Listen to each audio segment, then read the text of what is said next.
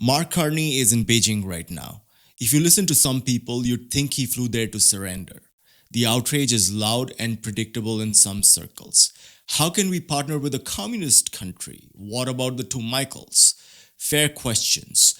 But they miss the point. You're looking at it like a moral dilemma when you should be looking at it like a hostage situation. The scandal isn't that the Prime Minister is shaking hands with Xi Jinping. The scandal is that for 30 years, we allowed ourselves to become so pathetically dependent on the United States that dealing with a country halfway across the world became our only viable move. In hindsight, Canada didn't build an economy, it built a dependency. And now that the landlord, Mr. Donald J. Trump, has raised the rent, we're shocked to find out that we have nowhere else to sleep. So everyone kind of knows why China is suddenly opening the doors wide open. Clearly, they aren't buying our canola because they like us. They are doing it because in this game, Canada just became the most valuable pawn on the board. First, look at the board from Canada's perspective. Donald Trump is running a textbook extortion game on the Canadian economy. He demands concessions, tariffs, 51st state humiliations, and then threatens destruction if we don't comply. He even thinks Kuzma is useless, the single most beneficial economic framework that made North America a formidable machine. But extortion works only when the victim has no outside options or choices. If 77% of your paycheck comes from one boss and he cuts your pay, you don't quit, you starve. That has been Canada's strategy for decades. We are that employee with no other job offers. Carney is in Beijing to generate an outside option. He's building the mathematical leverage required to tell Donald Trump no. Now, if we flip the board, why is Xi Jinping rolling out the red carpet for a G7 leader? China is playing a classic wedge strategy. Their goal is to fracture the American alliance system. For years, the US has tried to contain China.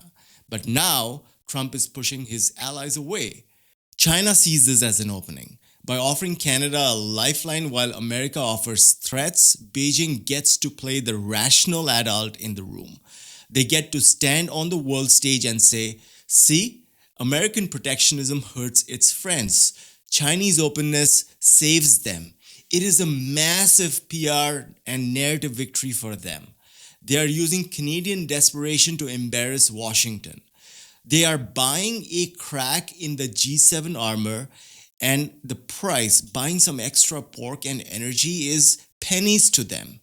They aren't helping us, they are weaponizing us against the Americans. Carney knows China is using us, but he's using them right back, or at least he intends to. He's signaling to Washington, if you push us too hard, you will push a critical NORAD ally into the economic orbit of your rival.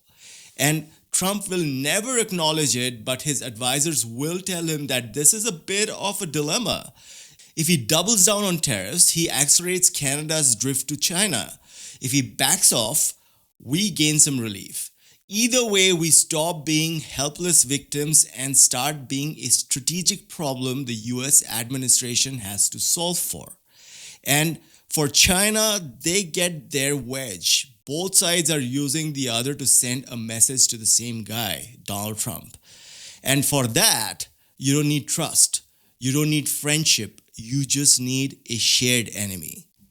But this is also a very dangerous game. We are feeding the shark to keep a wolf at bay. So how do we survive? We use a grim trigger strategy. This is the only way democracies can deal with those that are not.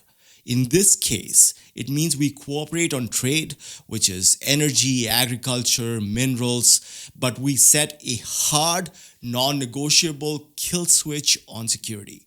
If China interferes in our elections, the deal dies. If they police nationals on our soil, the deal dies. If they push into our Arctic, the trigger is pulled and the deal dies. This is the nuance that a lot of the outrage misses. Carney's plan to double non US trade to $250 billion is not about loving China. It is about using China's ambition to regain our own sovereignty, or at least the semblance of it.